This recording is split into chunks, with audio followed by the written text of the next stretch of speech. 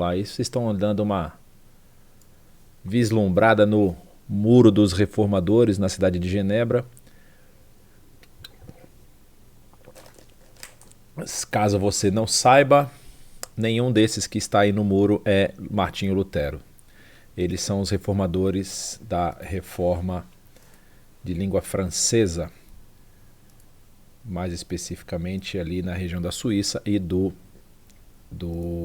cantão franco-suíço da França, né? Também ali próximo da região da Alemanha, na região de Estrasburgo. Então, o que nós vamos ver hoje? Eu falei para vocês, a gente vai terminar aqui de ver o pedacinho da aula passada que faltou e vamos tentar adiantar aí para chegar no que é o cerne da reforma como um todo. Essa tabela, eu acho que foi o Cláudio que passou, eu queria agradecer. Se não foi ele, vai um abraço para ele também, mas eu acho que foi ele que passou. Ele me passou uma tabela muito interessante daquele conteúdo que a gente tinha discutido na aula passada a respeito das posições teológicas e doutrinárias das duas igrejas, né? A igreja de tradição católica romana e a igreja ortodoxa bizantina. E a gente vai dar só uma revisada aqui. Vai dar só uma revisada, só para a gente lembrar exatamente o que acontece. Para a gente falar da posição do Papa, por exemplo, a Igreja Católica ele é a autoridade máxima, mas no caso da Igreja Ortodoxa ele não existe uma autoridade máxima. Existe, na verdade, um colegiado de bispos que é composto pelos 5 patriarcados, né? Que é o patriarcado de Constantinopla, o patriarcado armênio, o patriarcado copta, o patriarcado sírio, grego, armênio, sírio, russo e copta. Eu acho que são esses 5 patriarcados que compõem aí esse colegiado e é presidido pelo patriarca de Constantinopla. Com relação a celibato para os sacerdotes, a gente viu isso, né, que o celibato era obrigatório para todos os sacerdotes no caso da Igreja Católica. No caso da Igreja Ortodoxa ele é apenas para os padres, mas se a pessoa já é casada e quer se tornar um padre, ele não precisa ser celibatário. Só que no caso dos bispos, essa regra não se aplica. O calendário é gregoriano na Igreja Católica e é juliano na Igreja Ortodoxa, que possui uma diferença de 13 dias. Aqui a cruz é uma cruz com uma barra horizontal, na Igreja Ortodoxa são 3 barras, simboliza aqui na verdade a Trindade, né? A quaresma dura 40 dias e no caso da Igreja Ortodoxa 47, utilizava apenas o latim, hoje se emprega o idioma local e a Igreja Ortodoxa sempre utilizou o idioma local para fazer as suas celebrações. As imagens a gente viu isso também. São tridimensionais na Igreja Católica, que compõe as estátuas, e também bidimensionais no caso dos quadros dos santos, né? E no caso da Igreja Ortodoxa utiliza não utiliza estátuas, apenas imagens bidimensionais. Nos dois casos existem vitrais, né? Existem vitrais aí com imagens e tudo mais, tanto na Igreja Ortodoxa quanto na Igreja Católica. A questão do poder na história, o Papa sempre buscava afirmar o seu poder acima dos reis e governantes. Nós vamos ver isso já aqui, quando formos discutir a situação da Alemanha no período que se inicia a reforma protestante propriamente dita.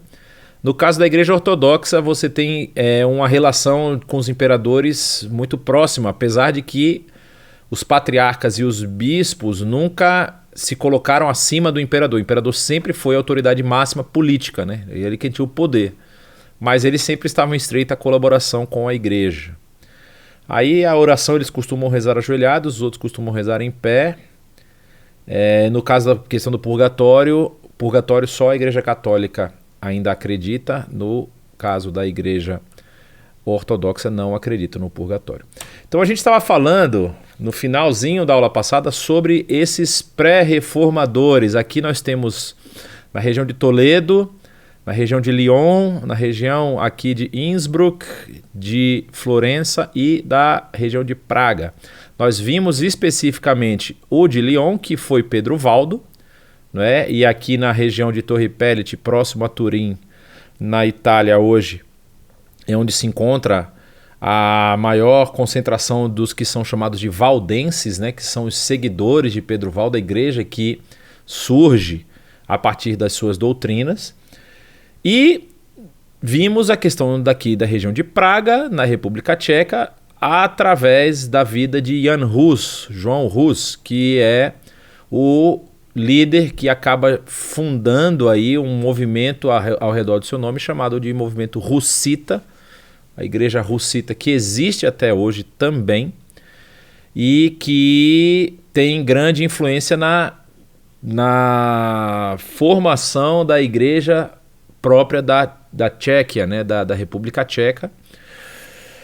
Só que nos dois casos, um vai ser perseguido e acaba fugindo para a região da Alemanha, a gente mencionou isso, não sabe onde ele está, ninguém sabe o que aconteceu com ele. O outro não tem a mesma sorte, é levado para essa região aqui, ó. No mapinha dá para ver bem, é um lago, o Lago de Constança, a cidade de Constança, que fica em território alemão, mas está na fronteira com a região da Suíça, né? O concílio que acontece aí é o mesmo concílio, nós mencionamos também, é o mesmo concílio que encerra a disputa entre a coroa francesa e a igreja, não é? Com o cativeiro de Avignon, quando nós tínhamos uma parte exercendo o seu poder em Roma, outra parte exercendo o poder em Avignon, com os 2 papas, depois com os 3 papas. E aí aqui em Constância eles resolvem esse problema também, encerram o período que é chamado de cativeiro de Avignon.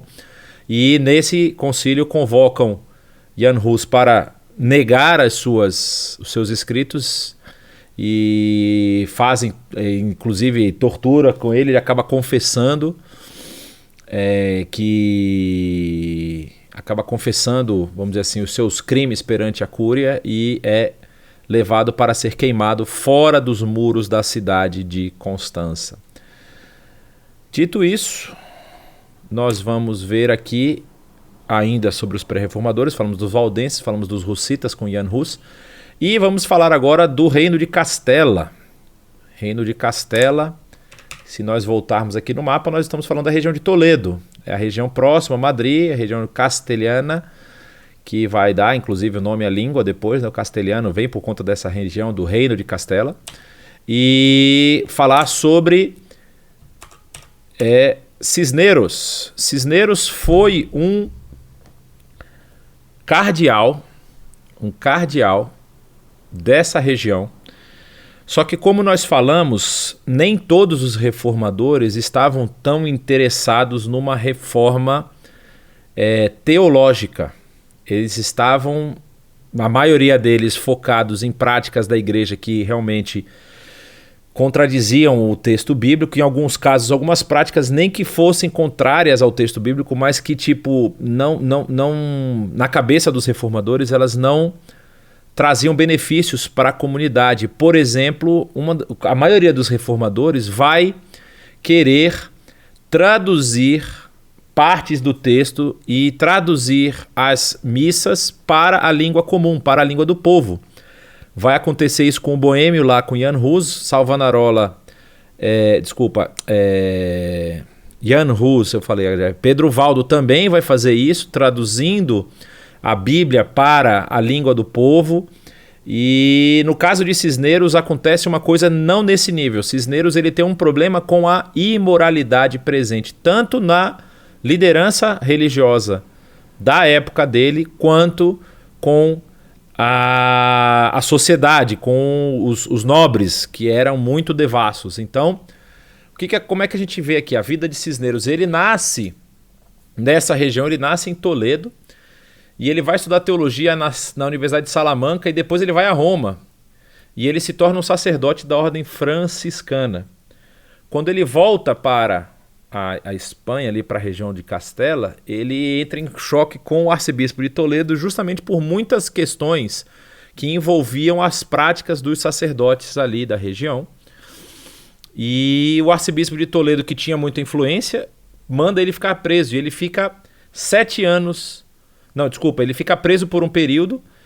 Quando ele sai da prisão, ele rejeita a sua, vamos dizer assim, o seu status. Ele tinha sido convocado para ser um dos líderes de uma região lá próximo a Toledo, e ele rejeita o status que ele tinha lá de sacerdote daquela região, e ele entra num mosteiro franciscano e se enclausura por 7 anos nesse mosteiro franciscano e muda o seu nome para Francisco. O nome dele antes era Javier, se eu não estou enganado, acho que era Javier Cisneros. Ele se torna Francisco por conta de São Francisco de Assis, que era a sua ordem, né?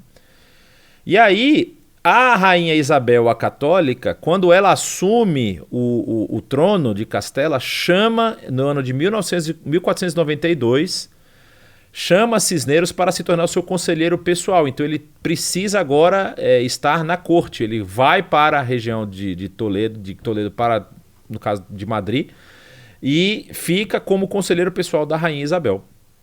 A rainha Isabel morre e o herdeiro do trono é muito novo.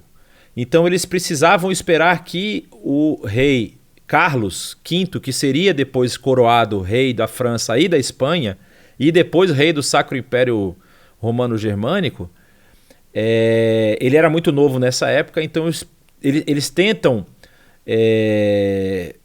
fazer com que o primo dele assumisse o trono, que era um primo que era da mesma família, só que havia estudado em território espanhol. Então os líderes tentam fazer um esquema lá para poder colocar ele no trono, e Cisneros não permite. Cisneros assume como regente do reino de Castela, e ele faz isso por 2 vezes, porque ele fica como regente, aí assume uma pessoa ao trono, e aí ela morre, e aí depois entra Carlos V, exatamente, a segunda vez que Carlos V entra. Ele fica como regente 2 vezes, na segunda oportunidade ele faz as mudanças sociais mais importantes, como ele está dizendo, que ele reforma a igreja, a sociedade moral e educacionalmente, porque na região de Alcalá de Henares ele cria essa universidade chamada Universidade Complutense. E essa universidade é um marco para a Espanha, porque ela vai se tornar uma universidade de nível já como a Universidade de Paris, a Universidade de Sorbonne e outras universidades importantes que havia na época. E nessa universidade ele inicia um movimento de uma publicação chamada Bíblia Poliglota Complutense. Na Bíblia Poliglota Complutense não há nenhuma tradução para a língua comum. Ele simplesmente pretende lançar uma Bíblia que consiga agregar o texto hebraico, no caso do Antigo Testamento, numa coluna na segunda coluna ele colocaria o texto da Septuaginta, que era o texto hebraico traduzido para o grego, e colocaria o texto da Vulgata, que era o texto hebraico e grego traduzido para o latim. Então ele queria fazer isso com o texto bíblico. Aqui existe uma briga, vamos dizer assim, um burburinho aqui entre o trabalho de Cisneros e o trabalho de Erasmo de Roterdã. Erasmo de Roterdã ele foi primeiro para Roma e exigiu, ele também fez um trabalho parecido, e ele exigiu exclusividade na publicação de textos em grego. E o Papa concedeu a exclusividade por 20 anos. 20 anos. E isso foi próximo ali, porque essa Bíblia, a data não estou me lembrando, se eu não me engano, ela começa a ser produzida a partir de 1510, e o Antigo Testamento fica pronto em 1517. É o ano da morte de Cisneros. Cisneros, inclusive, morre 2 meses depois da publicação das 95 teses. A gente vai falar isso mais para frente da publicação. Mas ele não vê esse trabalho ser terminado, quer terminado. Na verdade, ele faz o movimento da produção da Bíblia Complutense, mas não é ele quem é o chefe da produção. É um outro teólogo que também é hebraísta e helenista, conhece grego e hebraico. E ele acaba não vendo o trabalho ser terminado, morrendo lá em 1517. Esse é considerado um pré-reformador porque as reformas que ele aplicou na igreja na Espanha foram muito profundas e tiveram um impacto social muito forte. Ou seja, ele foi um dos primeiros que condenou as práticas vamos dizer assim, não bíblicas, ou nem que estivessem próximo dos concílios papais, né, dos éditos papais, da igreja na Espanha. Então ele acaba causando essa reforma, e por isso ele é considerado um dos reformadores também. Depois nós vamos falar da região de Florença. Esse cara aí chamado Savonarola. Se você olhar a foto que está aqui na sua tela, você já vai entender e imaginar como é que esse cara deixou essa vida para aderir à próxima vida. Com certeza foi queimado na fogueira. Savonarola, ele era também um padre, só que ele era da ordem agostiniana. E ele começa estudando filosofia e medicina, né? E ele vai começar a se interessar por teologia por conta de uma pregação que ele ouve de um padre agostiniano, lá no ano 1474, a gente está vendo aí a data. Ele nasce depois de Cisneros e morre antes, no caso, né? Só que aí o que acontece com ele? Tem umas certas coisas que a gente não entende direito por que acontecem e ficam marcadas na história. Ele vai ter uma... na verdade eu confundi. Na verdade ele ouve uma pregação de um padre agostiniano, mas ele na verdade nunca se torna padre. Ele se auto-intitula profeta. E aí ele começa a escrever livros a respeito de profecias. Aqui cabe uma explicação rápida. Se no próximo módulo de cursos da IBNU vocês virem que tem história da igreja, eu acho que vocês deveriam se inscrever e deveriam fazer. Porque isso aqui tem um fato da história da igreja que é muito importante e faz todo sentido quando a gente está estudando esse período da história. O fato é o seguinte: no ano 1453, essa é a data, vamos dizer assim, oficial, é a data marcada para esse acontecimento. Cai o Império Bizantino.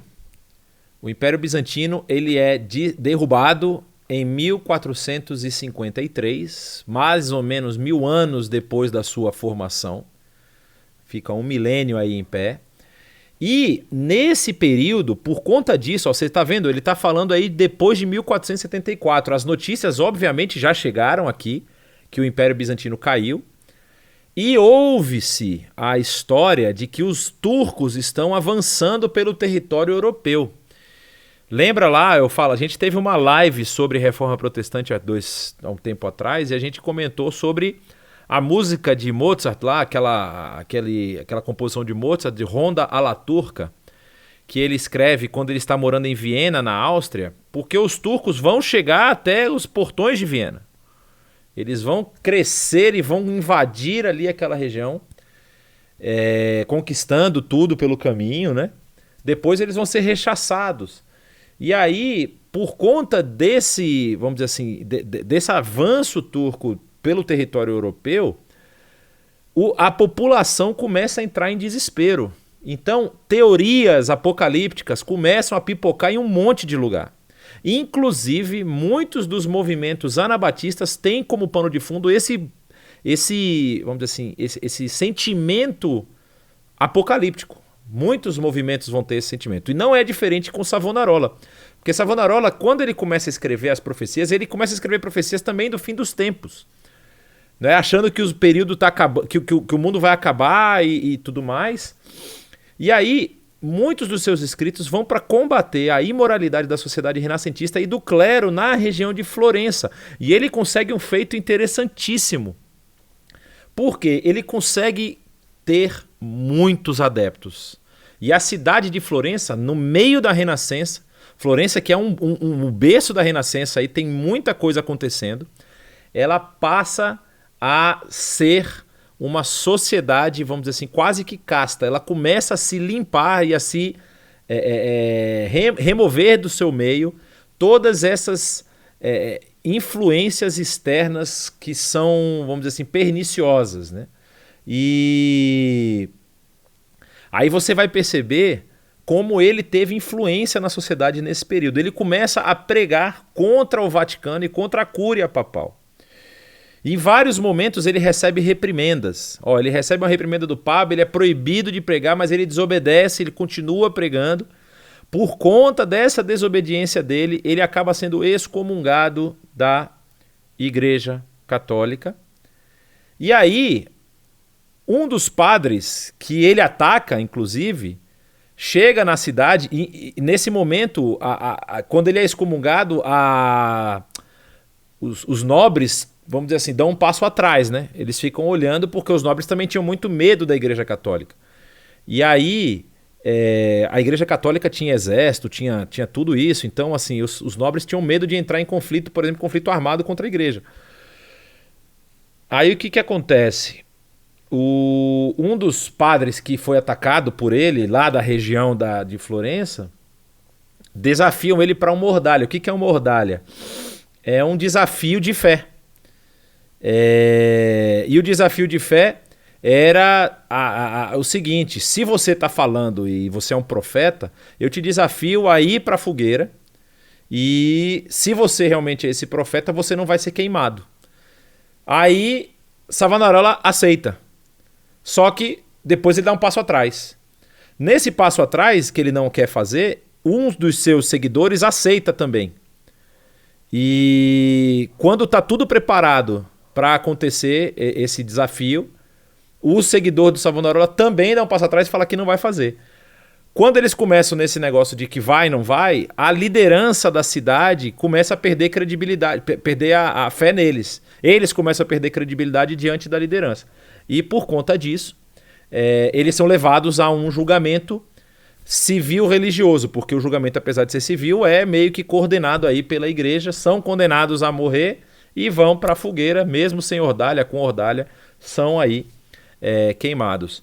O grande problema do Savonarola era o seu radicalismo, porque ele conseguiu convencer a sociedade que eles precisavam se limpar da imoralidade. E aí ele consegue, inclusive, fazer com que... É interessante, né, que parece que aconteceu em Atos, né, daqueles livros que eram lançados no fogo. Lembra lá em Éfeso, quando Paulo prega e o pessoal começa a fazer uma grande fogueira para queimar as coisas?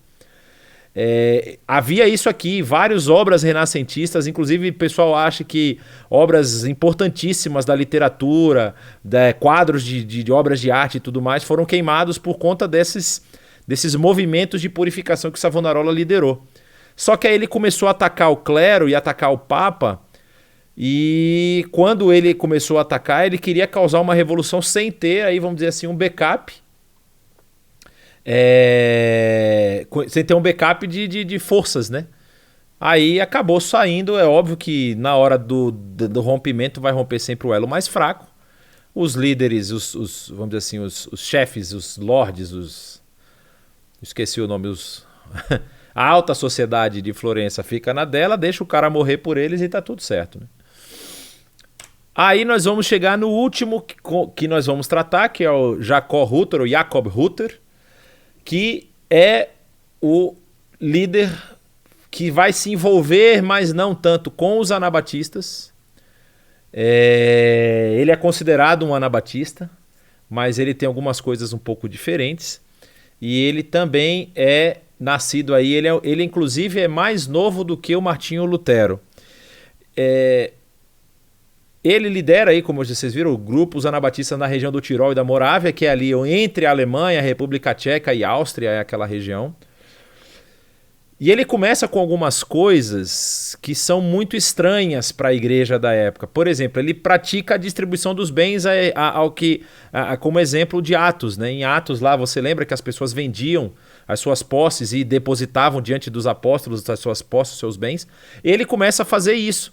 Ele praticava a distribuição de bens, os bens eram comuns, e eles também se tornaram adeptos da não violência e da prática de batismo de adultos. Lembra do que eu falei dos turcos chegando?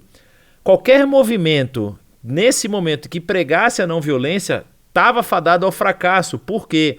Porque o império, junto com a igreja, sabiam que iam precisar contar com qualquer mão que pudesse desembainhar a espada para lutar contra os turcos. Se um movimento aparecesse e falar, olha, nós não vamos lutar, nós não sei o que lá, eles seriam perseguidos, obviamente.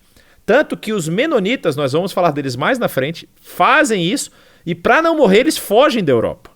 Eles acabam indo embora, eles vão primeiro vão para o Canadá, depois para os Estados Unidos. A gente vai chegar lá na história deles.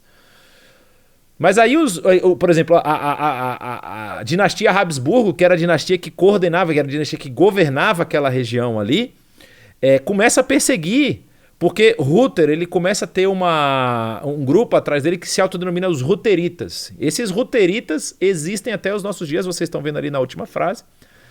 E eles vão ser perseguidos. E a história de Jacob Ruther, ele sai pulando de cidade em cidade. E ele acaba sendo preso, porque como os Habsburgo consideraram eles uma seita herética, então eles se tornam também excomungados da igreja. E ele acaba sendo preso, ele foi torturado para revelar a localidade dos outros anabatistas, ele acaba não revelando. Levado para a cidade de Innsbruck, na Áustria, ele morre em 1536. Se você já teve a oportunidade de vir a Innsbruck, existe uma casa lá que chama de Telhado Dourado, que é onde os líderes da região, principalmente a família Habsburgo, ficava acompanhando as festividades. Então, por exemplo, se tinha festividade na cidade, era como se fosse a bancada ali dos lords, né? E ele foi queimado diante dessa bancada lá aos olhos dos lords da liderança e todo mundo em 1536. Assim nós damos um fechamento na história dos nossos queridos pré-reformadores. Existem outros nomes que vão aparecer aqui e ali, mas eles acabam se envolvendo também com a reforma, por exemplo, como Karlstadt, como Thomas Müntzer. Thomas Müntzer a gente vai falar dele quando falarmos da reforma radical, mas é também desse período que nós estamos estudando aqui. Aí nós vamos falar de um elemento muito, muito, muito importante. Isso que vocês estão vendo, isso está no Museu de Mainz. Se eu não estou enganado, deixa eu só relembrar aqui. No Museu de Mainz, isso mesmo, não é Worms, isso. Essa é aqui à sua esquerda na imagem que você está vendo. Claro que você não está vendo o meu mouse, então agora vocês vão passar a ver o meu mouse. Tcharam! Esta à sua esquerda é uma prensa de tipos móveis.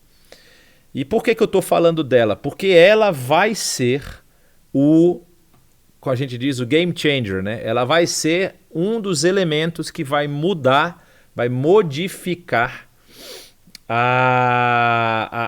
o jogo aí por conta vamos dizer assim, da difusão, da proliferação desse tipo de máquinas. Então, a prensa de tipos móveis ela foi criada por Gutenberg em 1450. Existe um livro que, obviamente, eu não vou me lembrar qual é o nome, mas que é um romance, não é um livro histórico, é um romance, inclusive moderno, mas é um romance em cima de achados históricos, que é sobre a invenção da prensa, a história de um cara que se torna ajudante do Gutenberg. E eu esqueci o bendito nome do livro. Eu ia falar que é o Nome da Rosa, mas não tem nada a ver, porque o Nome da Rosa é o livro, é o filme lá, que é um livro também, né? Do Humberto Eco, se eu não estou me enganado. E o nome é exatamente Humberto Eco, mas o livro, O Aprendiz... Não é Aprendiz Feiticeiro não, meu amigo.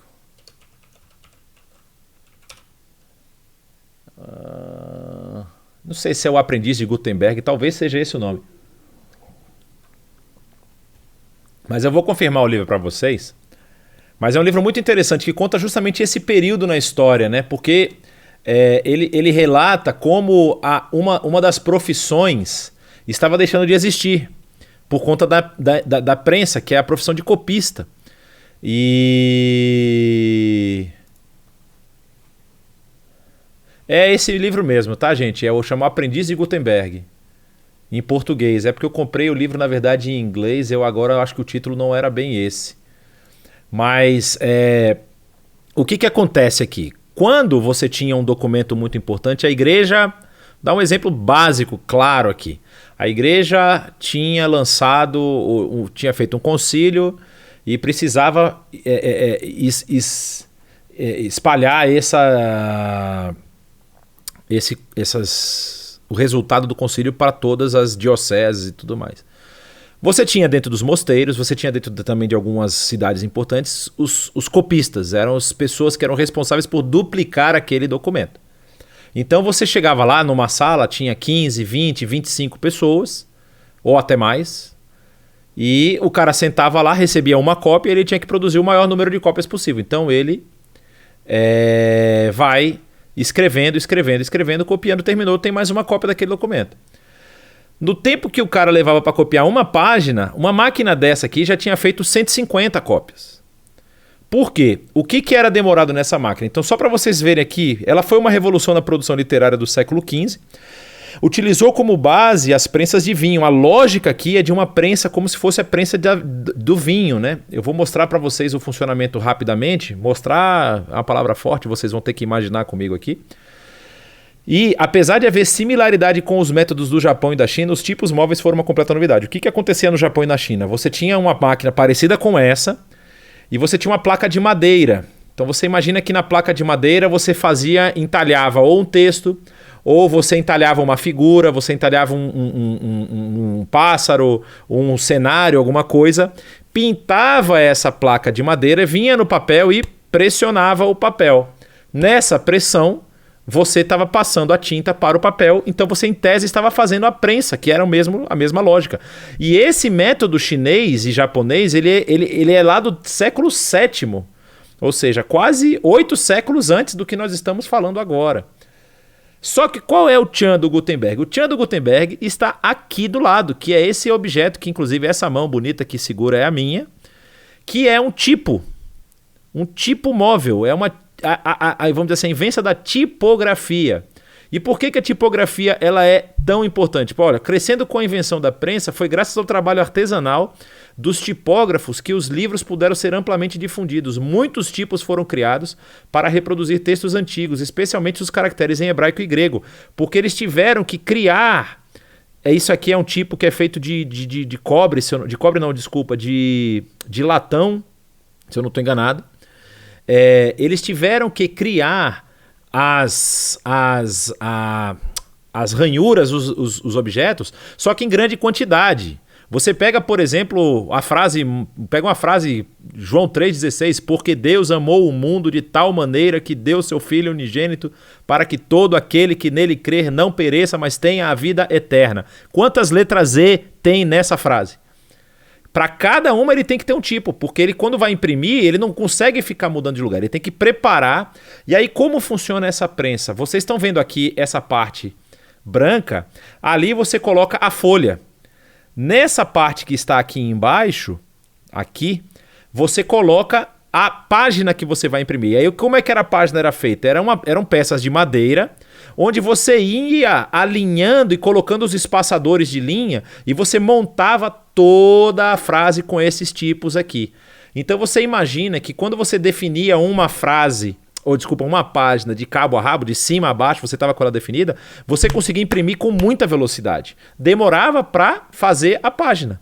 Depois que a página estava feita, você já tinha montado a tipologia, você só batia o papel. Então você descia o papel, essa parte desce, fica em cima, e essa vara que está aqui, essa haste que está aqui, você puxa ela para o outro lado, que fazia com que um grande peso estivesse entre o papel e as letras e passava a tinta para o papel. Obviamente, depois que você fazia o tipo e colocava nessa bandeja de baixo, você vinha com a tinta, né? Pintava tudo lá, deixava tudo pintado, e você ia fazendo isso. Por conta disso aqui, a produção literária, assim, explodiu a partir de 1450. Eu vou mostrar para vocês um mapa.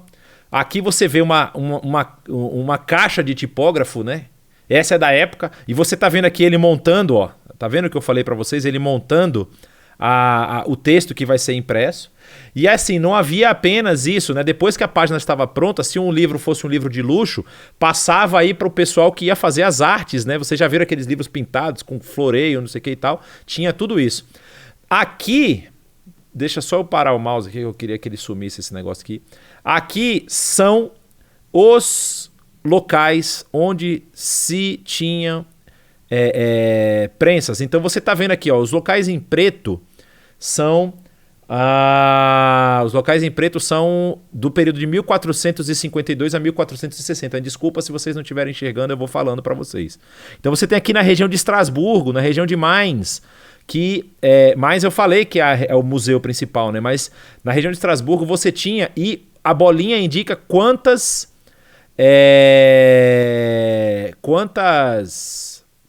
máquinas você tinha na região. Então...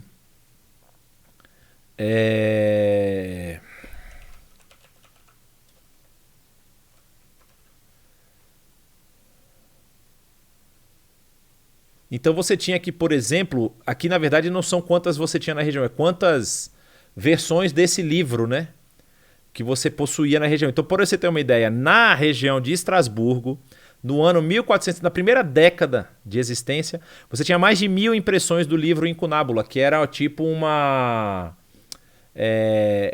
são livros, né? A forma como o livro era impresso. Então, você tinha mais de 1000 livros impressos em uma década aqui. Depois, isso começa a se espalhar. Então você tem a região de Nuremberg, Augsburgo, chega a Roma, Nápoles, Paris. Todos esses lugares começam a ter uma máquina dessa para impressão. E aqui existe o nome extremamente importante, que é Erfurt. Você vai entender por que Erfurt é tão importante. Porque na região de Erfurt é onde Lutero vai passar grande parte da sua vida. E essa máquina chega lá entre a década de 70 e 80. Entre o ano 1470 e 1480. Antes ainda do nascimento de Lutero. Porque Lutero nasce em 1483.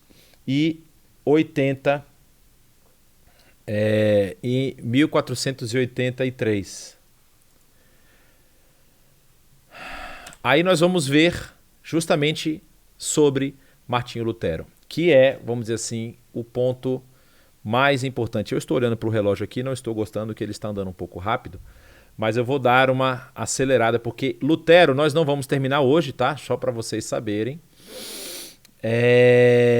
E ele... já tem o pessoal aqui, eu vou postar aqui no... O problema é que se eu postar no YouTube depois o pessoal vai sair da sala. Depois eu posto esse negócio no YouTube para o pessoal ver o funcionamento dessa máquina especificamente.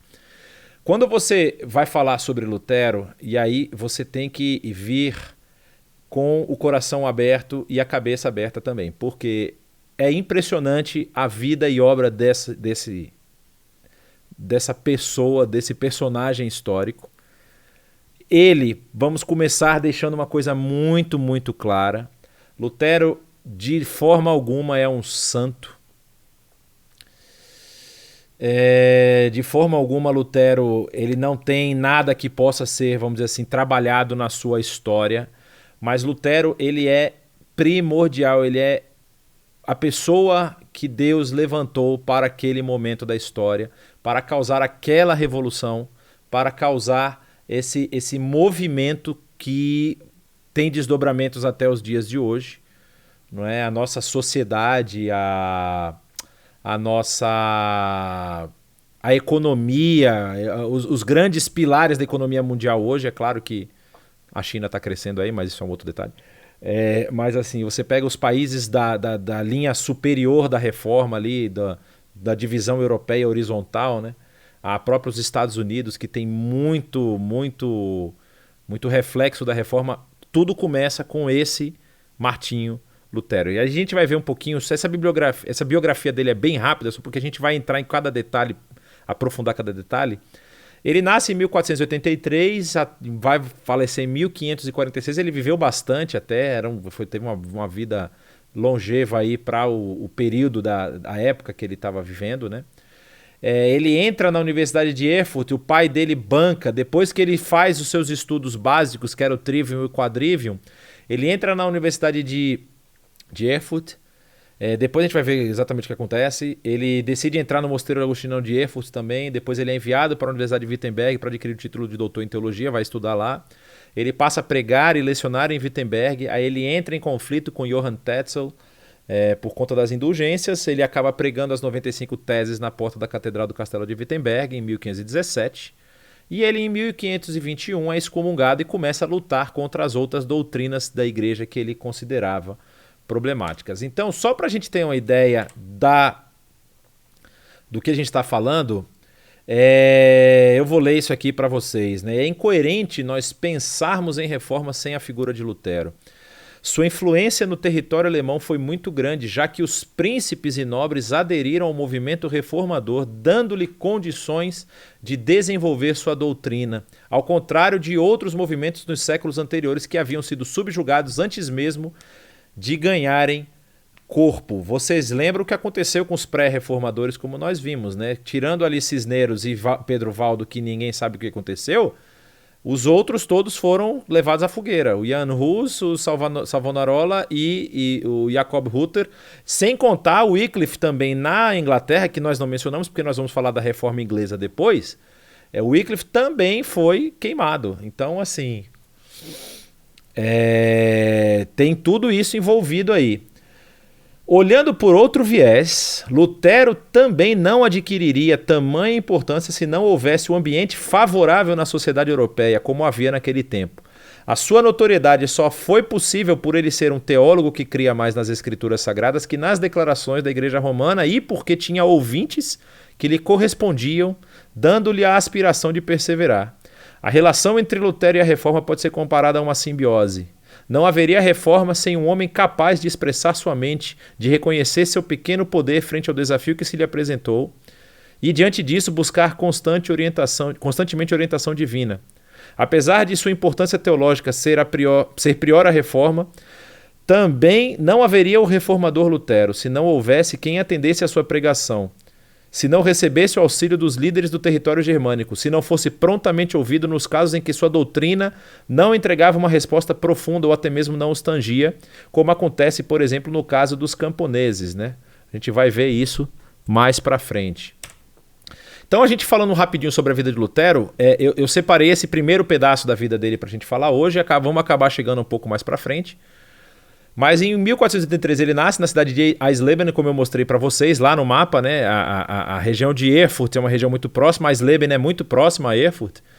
Em 1501 ele entra na escola de filosofia na Universidade de Erfurt. E lá na escola de filosofia, que era um estágio inicial, ele deveria depois migrar para o direito. Ele primeiro fazia filosofia, depois ele estudaria as matérias de direito. Em 1505 é quando ele encerra a escola de filosofia, ganhando o título de mestre em filosofia. Só que em 1505 ele começa a fazer as matérias do direito e ele não se interessa por elas. Ele acha que as matérias são muito... Ele já tinha um anseio aí de estar mais próximo de Deus e de estudar mais. Porque quando ele estuda filosofia, ele também faz algumas disciplinas da teologia. E aí ele começa a se interessar pelos assuntos teológicos, né? E ele tanto começa a contestar muito do que a filosofia apresentava na época. Então ele começa a se interessar por teologia, não tem mais interesse por direito, ele vai visitar os seus pais na cidade de Eisleben e quando ele está voltando de Eisleben para Erfurt, ele passa pela experiência da tempestade, pedindo a Santa Ana que o salvasse, que se ele salvasse ele se tornaria um monge. E lá mesmo em Erfurt, ele entra e ingressa no mosteiro agostiniano que havia naquela cidade. Então, só para vocês terem uma ideia do que nós estamos falando, essa aqui é a divisão da Alemanha no período do ano 1500, né? Então, você tem aqui a região que nós estamos interessados especificamente, é essa região aqui, que é a região da Saxônia e da Alta Saxônia. Então, você tem a região também de Brandemburgo, que é muito importante, e a região do lado de cá, que é a região da Burgúndia, que vai ter alguns embates com Lutero, a gente vai ver isso depois. E se vocês olharem para esse outro mapa, aqui vocês têm as principais dioceses romanas no ano 1500. Então você tem bispos espalhados por todas essas regiões. Você tem um bispo em Brandemburgo, um bispo inclusive que vai dar muito problema para a região de Lutero aqui, quando nós formos falar das indulgências. Lutero está aqui nessa região de Magdeburgo aqui, próximo à região da Saxônia, como nós falamos, né? E especificamente em Erfurt, que é onde ele vai estudar, que é a região mais central, não havia nenhum bispado, havia apenas o mosteiro, e as igrejas são essas outras que estão aqui na região. E aí, quando nós vamos falar de Lutero, a gente não pode esquecer de falar dos pais de Lutero, né? Porque os pais de Lutero têm um papel muito importante na formação dele. Então, o Hans e Margarete Luther. Eu botei Luther porque é o nome de Lutero, é tradução latina ou tradução para o português de Luther, né? Então, o Hans Luther e a Margarete Luther, que são os pais dele, o Hans ele tem origem camponesa, só que ele consegue progredir financeiramente por meio de mineração nos campos da Saxônia, que fica exatamente nessa região aqui, não é? Na região do eleitorado da Saxônia. E ele consegue ganhar não ganhar muito dinheiro, mas ele consegue ter uma vida mais estável, só que o trabalho em campos de mineração é um trabalho muito pesado e muito árduo. Então ele decide focar ele decide que os seus filhos foquem nos estudos para poder ter uma vida um pouco melhor. E a sua mãe, a esposa dele, a mãe de Lutero, a Margareta, ela já vinha de uma família onde os estudos haviam sido havia sido valorizado, então ela já não passa pelos mesmos problemas que o seu marido havia passado, e ela também incentiva Lutero a estudar. Só que o que acontece? O Hans queria que ele seguisse na carreira jurídica porque o direito dava muito dinheiro, dava prosperidade financeira, então ele poderia se tornar alguém mais na frente. Só que Lutero ingressa na Universidade de Erfurt, como nós falamos, não quer seguir a carreira de direito, mas ele começa a estudar teologia. E aí, quando ele tem a experiência lá e ele entra no mosteiro agostiniano, o seu pai fica sabendo isso e fica extremamente descontente, porque ele acha que ele desperdiçou todo o dinheiro que ele havia investido na educação do seu filho. Ele falou, o meu filho vai se tornar um padre, então não adiantou nada eu gastar aquela dinheirama toda para ele se formar em direito, não é? E aí o que a gente vai perceber? Quando a gente vai falar de Lutero e a sua vida monástica, tem alguns pontos que são muito importantes. Ele entra no mosteiro agostiniano em Erfurt. E aí já começa a ter um embate. Lutero era um estudioso, não fazia as coisas levianamente. Existem escritos dele que contam do período pré-monástico. Então, assim, essas informações que eu estou passando, na verdade, são extraídas dos próprios escritos de Lutero. Ele falava muito mal da Universidade de Erfurt, por exemplo, dizendo que lá era um antro de beberrões e bagunceiros, né? Então, não era aquilo que ele queria para ele. E aí, o que a gente percebe? Quando ele começa a estudar no mosteiro, a influência que os escritos de Agostinho tiveram no pensamento teológico de Lutero, ela é evidente. Por exemplo, a crença que ele dispunha na Igreja Católica Romana como sendo a única pela qual seria possível chegar à salvação, foi sendo substituída pelo conceito da depravação completa do ser humano e da sua inaptidão por realizar obras dignas de mérito. E aqui tem uma pessoa muito importante na vida de Lutero. Lutero, ele tinha um sentimento interno de impureza, de depravação, que ele tinha muitas crises espirituais. Aí tem um líder da ordem agostiniana de nome Johann von Staupitz. Ele é retratado no filme de Lutero. Esse cara é de extrema importância na vida de Lutero. Extrema importância, porque ele vai começar a mudar o foco de Lutero dos pecados que ele estava enxergando em si mesmo, dizendo que ele era depravado, que ele não conseguia se limpar. E aí ele fala, mas não é você que te limpa, é Jesus. Olha os méritos de Cristo na cruz, são esses méritos que fazem você, vamos dizer assim, se tornar limpo. E isso tem uma mudança gigantesca na prática de Lutero, né? Com o tempo, obviamente. Ele ainda vai ter muitas crises. E aí o que acontece? Quando ele faz esses estudos, Outra marca importante no estudo agostiniano era que ele desabonava qualquer tipo de autoridade que ultrapassasse os mandamentos bíblicos. Para Lutero, assim como para Agostinho, a Bíblia deveria ser a autoridade máxima em questões teológicas, principalmente nas que envolviam salvação, fé e práticas cristãs. E aí você vê o contraste, né? Porque os papas, desde o quarto concílio de Latrão, que foi em 1123, eles eram considerados a suprema autoridade da igreja, controlando inclusive todos os seus textos e publicações, bem como as suas políticas públicas. Baseados em alguns padres da igreja, eles determinavam quais doutrinas deveriam viger segundo as suas aspirações pessoais ou as suas necessidades patrimoniais, como era o caso da doutrina das indulgências, que nós vamos ver. Mas combater as ações papais não foi o foco de Lutero no início, porque isso é visível quando nós fazemos a análise das suas 95 teses. Ele não bate no poder papal, ele se revolta contra as práticas. E os primeiros escritos de Lutero visavam a mudança no comportamento dos padres e bispos que, na sua visão, ameaçavam a credibilidade da fé cristã e da Igreja de Roma.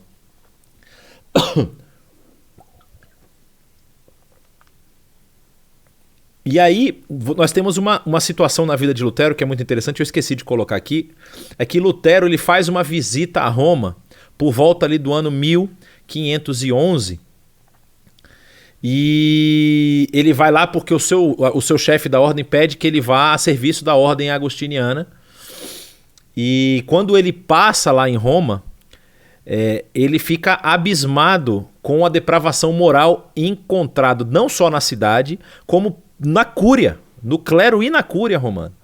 Vários sacerdotes com famílias, sendo que o celibato era obrigatório, depravação, festas, orgias e tudo mais. Isso, inclusive, ele relata.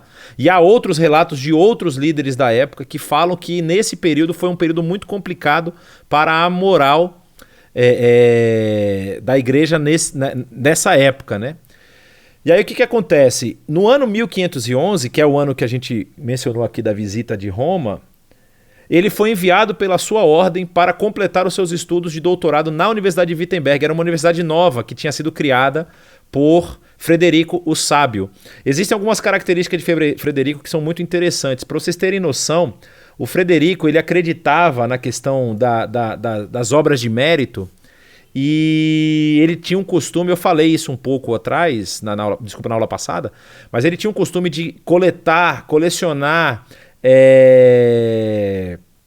relíquias religiosas que eram vendidas pela igreja, e essas relíquias vinham atreladas a ela um período do qual você poderia se livrar do purgatório. Ele chegou a coletar, guardem esse número, 17.413 relíquias. 17.413 relíquias que eram capazes de produzir 128 mil anos de indulgências. Ou seja, você abateria 128 mil anos da sua punição se você visitasse lá. Que na verdade ele tinha abatido dele, porque ele que tinha comprado, né? Ele tinha abatido da sua visita ao purgatório comprando essas relíquias. Então o que acontece? Depois que Lutero vai para a Universidade de Wittenberg, ele se torna doutor, ele passa a ensinar teologia naquela cidade, na própria universidade.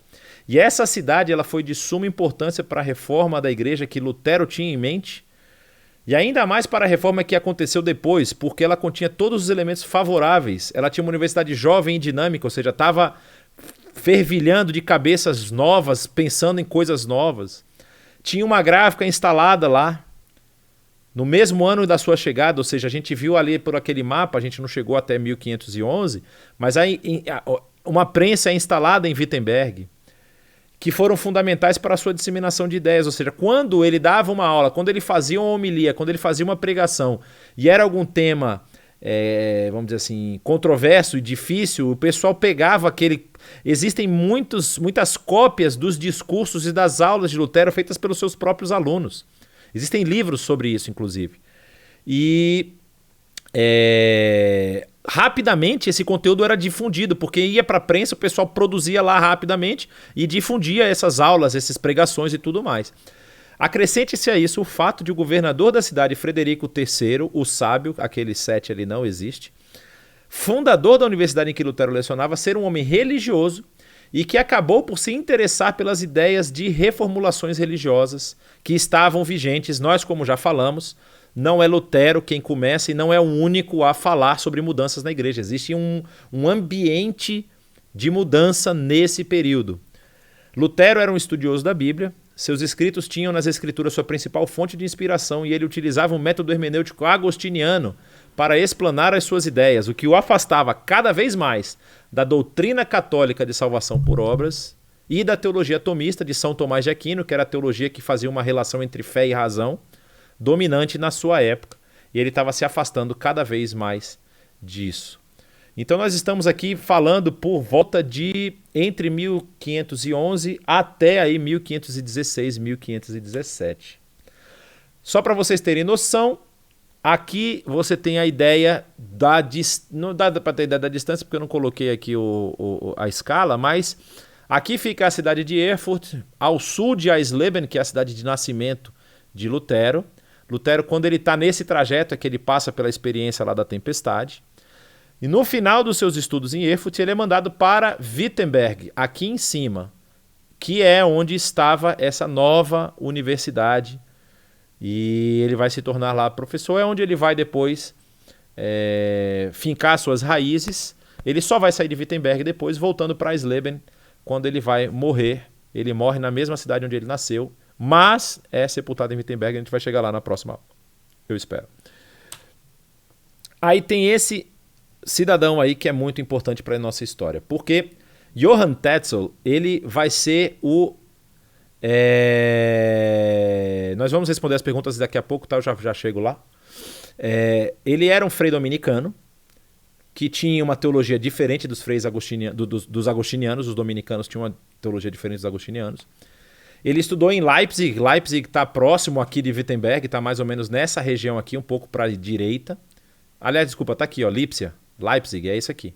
Eu falei para cá, é aqui. Ele estudou aqui em Leipzig, então ele conhecia bastante o território de onde ele deveria trabalhar.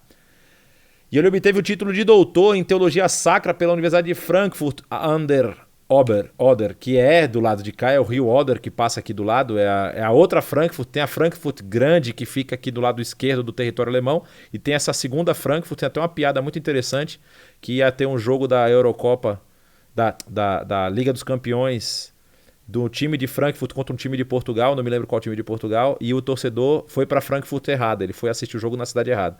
Então essa é uma confusão comum de ser feita.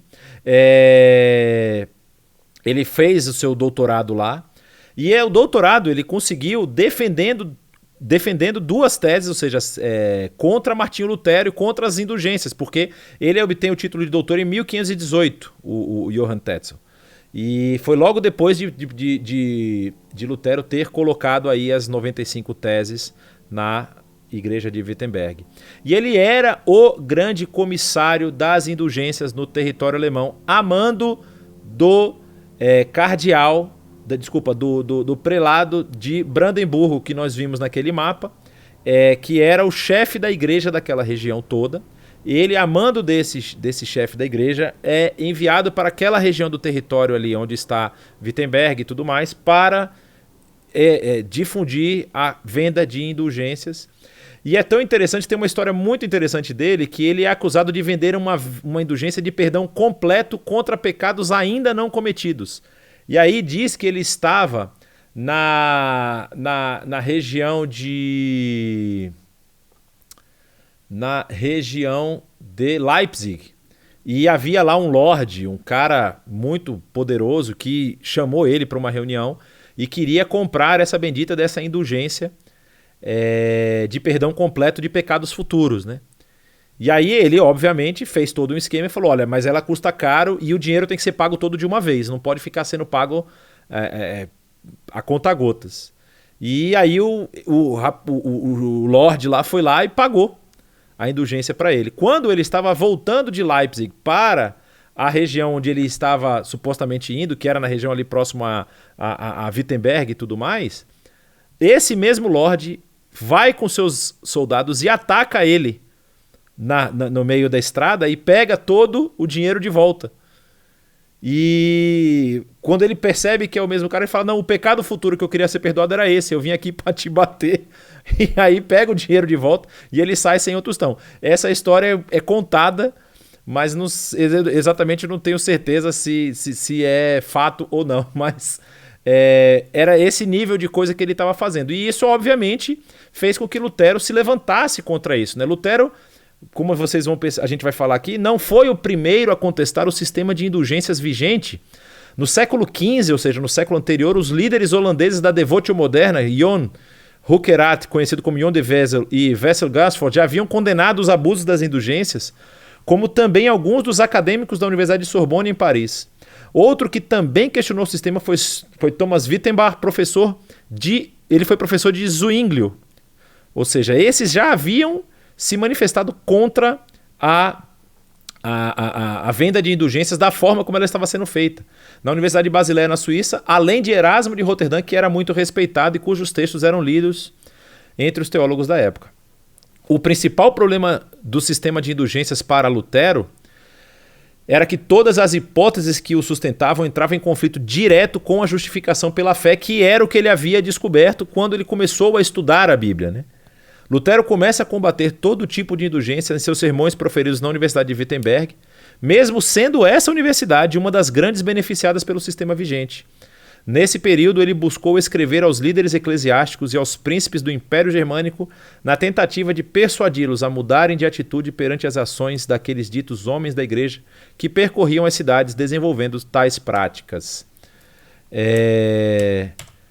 Bom, nós chegamos ao final, porque eu quero entrar na próxima aula com as 95 teses e com os outros escritos de Lutero. Vocês vão ver que existem escritos que vão causar uma certa confusão no território alemão e vamos falar dos desdobramentos aí desse período da vida de Lutero. Perguntas agora são bem-vindas, eu já tenho algumas aqui. É verdade que Lutero foi o responsável pela morte de alguns anabatistas?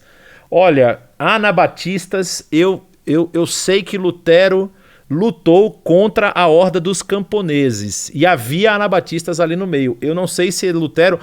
Um dos anabatistas, que na verdade tem-se dúvida se ele pode ser considerado um anabatista ou não. Ele é anabatista porque ele rebatizava, mas assim, se ele faz parte desse movimento. Porque o movimento anabatista também não é um movimento único, não é um movimento unitário. Ele é um movimento bastante incipiente, que tem várias frentes, não é? Por exemplo, os batistas, em tese, absorvem algumas ideias dos anabatistas, os menonitas também absorvem algumas ideias dos anabatistas.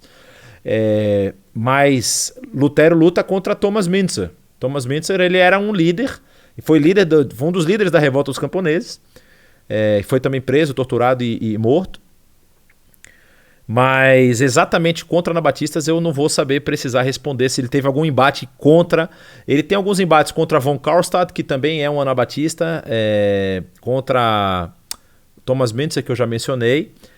As forças luteranas, as forças das igrejas luteranas, que vão seguir aí tanto a vida de Lutero como depois da sua morte também vão continuar, elas se unem em um momento com as forças católicas na Batalha de Münster. A cidade de Münster, no interior da Alemanha, bem no centro da Alemanha, há uma batalha muito famosa lá, que é a batalha dos exércitos católicos e luteranos contra os anabatistas, que são massacrados, não é? São massacrados. Mas aí eu já não me lembro eu preciso relembrar se Lutero está vivo ou não nessa batalha. Eu acho que não. Mas a gente vai falar, eu posso falar disso na próxima aula. Vamos ver se tem mais alguma pergunta por aqui.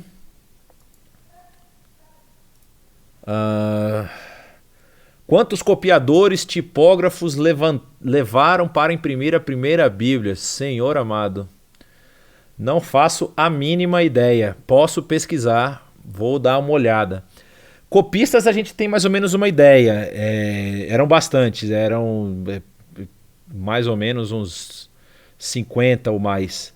Demorava muito para copiar um texto completo. Demorava, e aí com a invenção da prensa ele cresce bastante. Professor, você vai falar nas aulas posteriores sobre a influência das mulheres nas reformas? Olha, posso falar sim. tem algumas questões, principalmente Catarina Vambora, que é a esposa que vai casar com Lutero, era uma freira que foge com um grupo de freiras para a região de Wittenberg e depois acaba casando com Lutero. Ela tem um papel muito importante na reforma, principalmente da região ali alemã. Erasmo de Roterdã vive no mesmo período. Erasmo de Roterdã não é exatamente. Os dois eles são contemporâneos, sim, se eu não estou enganado. Mas isso é fácil de nós sabermos. Ele falece em 1536. Ele é bem mais velho que Lutero, né? Ele nasce em 1466, então quando Lutero começa a escrever, o Erasmo de Roterdã já é uma sumidade. Ele é um dos poucos grandes conhecedores do grego da época, tá? Só para vocês saberem. Tanto que um dos textos, os famosos textos receptos, é o texto de Erasmo de Roterdã. É o texto da tradução de Erasmo de Roterdã, o texto, na verdade, da compilação, né? Que não é a tradução. Ele compila um Novo Testamento em grego e se torna um texto oficial da Igreja Católica, inclusive o texto dos Receptos, que é um texto que ela utiliza, é o texto de Erasmo de Roterdã. Se ele se colocou contra a Igreja de Roma, contra não. Ele não chegou a ser 100% contra. Ele combateu, como Lutero, algumas questões, mas ele nunca se colocou contra do tipo de romper com a Igreja. Se eu não me engano, ele morre católico. Também posso pesquisar isso aí, mas... ele era humanista, né? Ele era teólogo humanista. Mas ele não chega a ser, vamos dizer assim, contrário. Eu preciso ler mais sobre isso, porque eu não me lembro exatamente se Erasmo... Agora essa pergunta foi muito boa. Se ele morre católico ou se ele morre luterano. Ou se ele morre protestante. Eu vou precisar dar uma olhada, na aula que vem eu falo sobre isso. Me perguntaram aqui sobre qual método de interpretação que Agostinho e Lutero utilizavam. O Agostinho, não sei se vocês assistiram as aulas do Dilean a respeito de interpretação bíblica, mas o Agostinho ele passa um período numa escola que era muito comum da época dele, que é a escola da alegoria. O Agostinho também faz interpretações alegóricas. Só que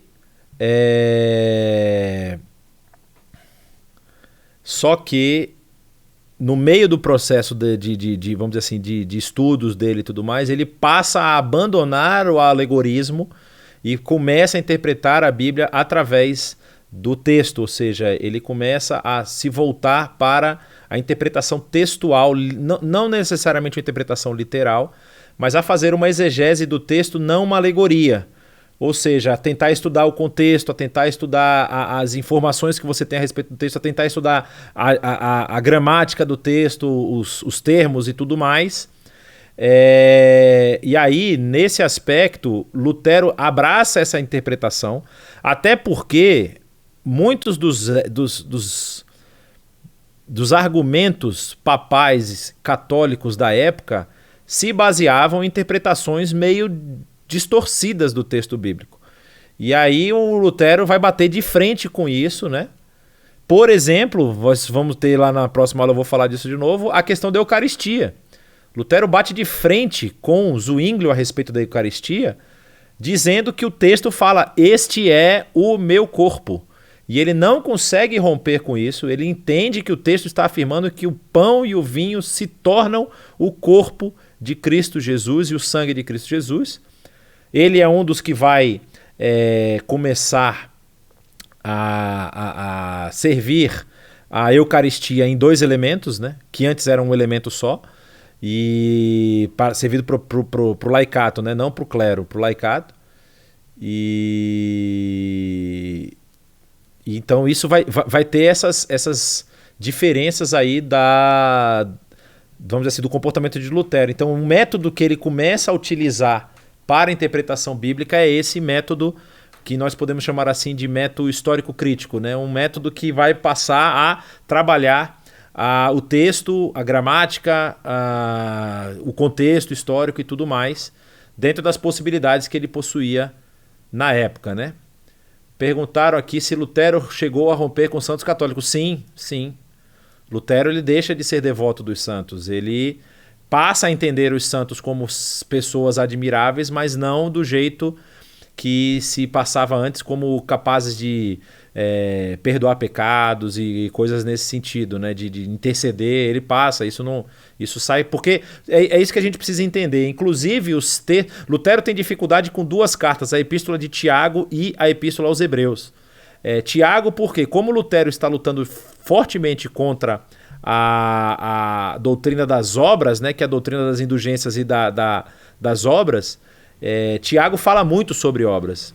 Então ele acaba tendo, vamos dizer assim, embates, mas não chega a... Ele pensa, inclusive, na versão que ele ia fazer do Novo Testamento, ele pensou em deixar a Epístola de Tiago e de Hebreus fora, porque ele considerava que elas talvez não necessariamente fossem tão canônicas quanto as outras, mas acaba não fazendo isso, né? Perguntaram sobre o nome do filme de Lutero, o título é Lutero. O ator que faz o Lutero é o mesmo ator que fez Shakespeare Apaixonado, eu nunca sei o nome dele, mas ele fez um outro filme que eu também recomendo muito, que é o Risen, o Ressurreição, que ele faz o papel de um soldado romano. É espetacular esse filme, se vocês não assistirem, vale muito a pena assistir. Alguém afirmou aqui, mas eu queria saber se a Igreja Apostólica Romana é a proeira igreja, como eles falam. Desculpa, sumiu uma letra ali da sua pergunta, eu não estou conseguindo entender o que você quer que eu responda. Erasmo de Roterdã se encontra com Lutero pouco antes da audiência de defesa de Lutero. Sim, é verdade. Exatamente. Eles têm um encontro, sim. Porque o que acontece, né? A gente vai ver isso na próxima aula, que eu não quero chegar lá tão assim.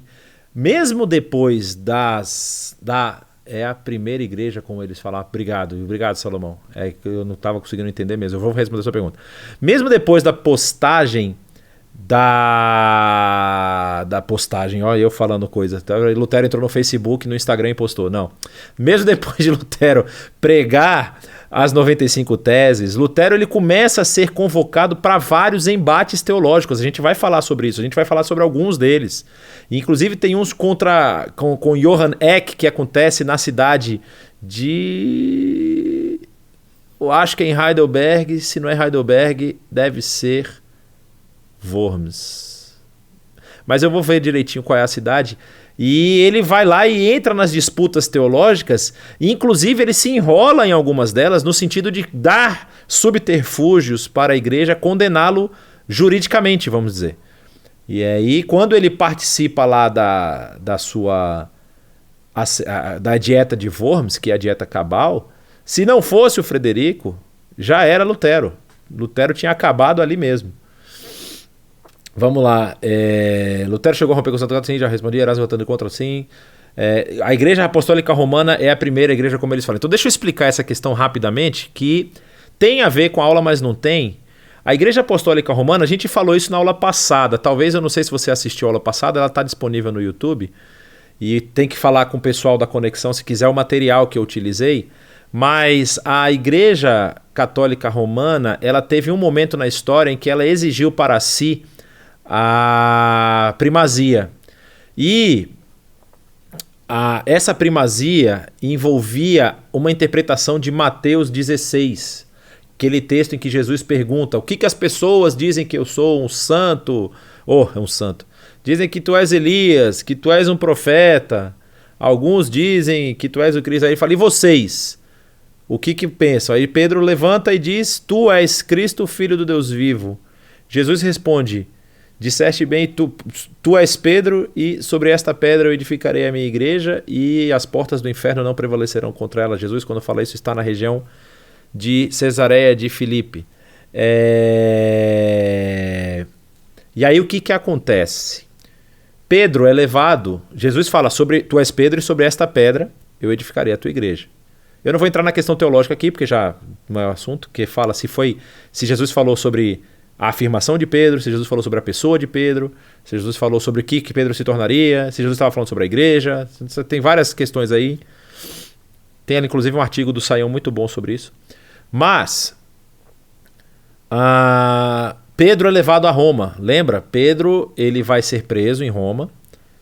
E em Roma, Pedro vai ser martirizado.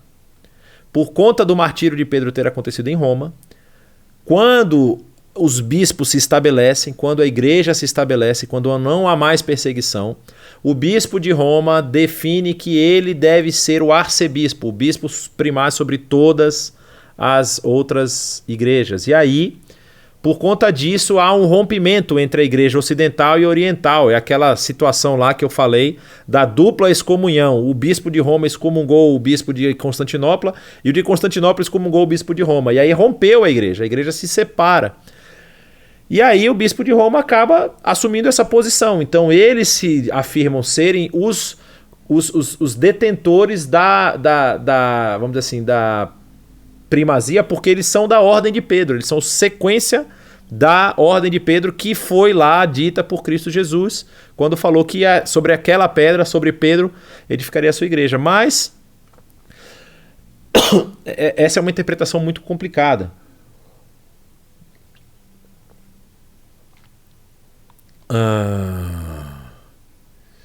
Dá para falar sobre o impacto da impressão das primeiras Bíblias em meio medieval. Não foram só Bíblias que foram impressas, tá? Foram vários livros, muitos livros. O conteúdo era 99% teológico. Havia alguns outros livros, mas exatamente, Sandra. Ele fala que a epístola de Tiago era uma epístola de palha, né? Ele tem esse problema com a epístola, mas ele acaba não retirando ela. Na verdade, ele retira, depois ele põe de volta. Essa aqui é a realidade. Mas graças a Deus que ele colocou de volta. E aí, foram muitos volumes teológicos impressos nesse primeiro momento. E então, assim, o conteúdo teológico era absurdamente maior do que qualquer outro conteúdo. Depois que isso vai virando... Olha, depois eu explico sobre o cantil. Então, basicamente, assim, é óbvio que tem um impacto, mas qual era o grande problema nesse período? Até Lutero, toda a impressão ainda era feita em latim, porque você estava imprimindo livros que... eu acho que vocês estão... você está só imprimindo livros de conteúdo religioso, a grande maioria. E esses livros não estão traduzidos para as línguas locais. Então, na verdade, isso se torna meio que um clubinho do livro dos estudiosos. Sejam estudiosos... existem livros de direito também que são impressos, tá? Existem alguns outros materiais, mas é muito maior. Acho que a relação, se eu não me engano, é 90% a 10%. 90% do conteúdo que era impresso nessa época era religioso. E aí... não tem esse impacto tão grande quando vai ter no século seguinte, que é quando começa a ser impressos a própria Bíblia, só que agora na língua local. E ela vai ser utilizada como material de alfabetização das regiões onde o povo não sabia ler. Então tem sim um impacto muito forte na estrutura, principalmente nos países nórdicos ali, nos países a gente fala da linha horizontal da Europa para cima, né? E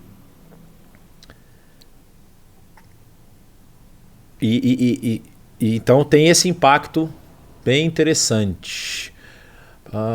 Palha, Gramacela, Luiz Carlos Santana, conheci Heidelberg. Essa Heidelberg é espetacular, é uma cidade muito linda. O cachorro realmente é muito lindo também. Tá aqui atrás dormindo. Esse cantinho do Exército Brasileiro, esse cantinho eu ganhei, gente. Então eu não sei se ele é do Exército Brasileiro. Deixa eu dar uma olhada. O termo justiça de Deus era uma dificuldade para Lutero pelo fato de que o entendimento de justiça estava ligado à punição de pecadores, assim baseado nas cobranças de indulgências. Olha, Lutero ele tem uma característica muito interessante. Essa pergunta foi do Jefferson. Quando ele, vamos dizer assim, cala o seu coração a respeito da questão do justo viverá pela fé, ele não tem tanto problema com isso. A questão da justiça de Deus, ele começa a perceber que, biblicamente, o sistema de indulgências não se sustentava. Porque não havia nada na Bíblia que falasse que você pudesse, através dos seus recursos, comprar algo que o justificasse, ou algo que o afastasse desse período de punição. Nesse período, Lutero ainda não rompeu com o purgatório, tá? Lutero ainda crê no purgatório. Só que quando ele começa a estudar e ele vê essa questão da justificação pela fé, ele começa a colocar isso em xeque, né? Ele fala, uai, mas por que se Jesus... Porque qual é o problema? O problema da justificação aí pela fé é que você vai crer num Cristo que ele não consegue te limpar plenamente, porque você tem que ainda pagar um pedaço da sua punição lá no purgatório. Então ele vai limando isso da sua teologia até que isso vai se tornar completamente puro, ele vai conseguir se livrar disso. Então, essa questão de que realmente a justiça estava ligada à punição de pecadores, eu acho que ele consegue se livrar disso justamente quando ele começa a entender que é apenas pela fé que nós somos justificados. Lutero tem alguns elementos que a gente vai ver depois que ele ainda continua fiel à Igreja Católica. Outros ele realmente limpa porque a sua própria teologia acaba ajudando, quando ele desenvolve a sua teologia com mais firmeza, ele acaba vendo que tem vários comportamentos. E aí tem uma questão que é muito interessante que faz toda a diferença, que é a questão da excomunhão. Quando Lutero é excomungado, aí ele rompe de vez, né? Ele não quer saber mais da igreja, ele sai limpando tudo que ele acha que está errado. Ele pega quase tudo que a igreja apresenta e ele vai removendo da sua frente. O que ele achar que estava errado, ele vai tirar e aí ele tem uma teologia completamente nova para pregar, né? Gente, chegamos ao quase final da nossa aula.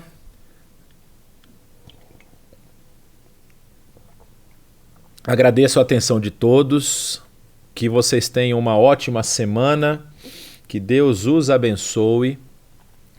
E na semana que vem nós voltamos com mais Lutero para vocês, tá bom? Forte abraço e até semana que vem.